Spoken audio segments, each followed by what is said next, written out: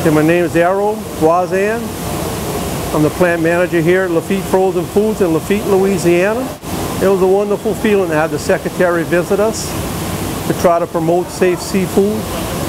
I brought the secretary on a tour through the plant. I showed him our whole process from the time we get the shrimp in from the trucks all the way down to when we put it in the freezer.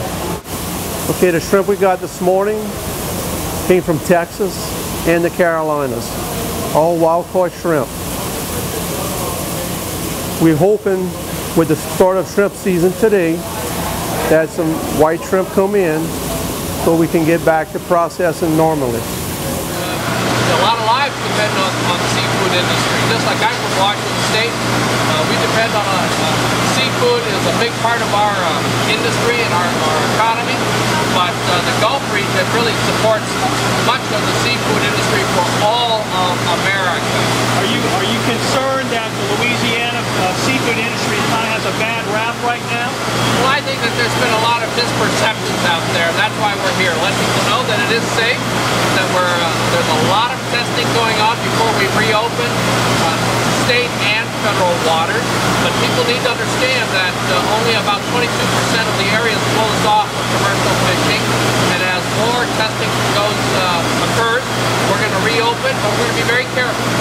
We're going to be very careful, very thoughtful, very deliberate, because again, we want to make sure that the consuming public throughout America, whether in the restaurants or people buying in the supermarkets, have absolute confidence in the safety of the food that they feed their children and themselves.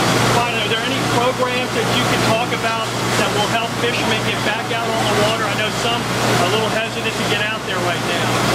Well, we have a whole host of programs, and that's why we're here. We're going to be meeting with the seafood industry. This is my 4th visit to the Gulf, and I met with a lot of the fishermen and the people in the industry on that very first visit. Again, we need to make sure that we're providing jobs to the people who've been affected. We've got to make sure that BP makes everybody whole, and we've got to help our fishing industry, and that's why the President was here this past weekend. That's why this is my 4th visit.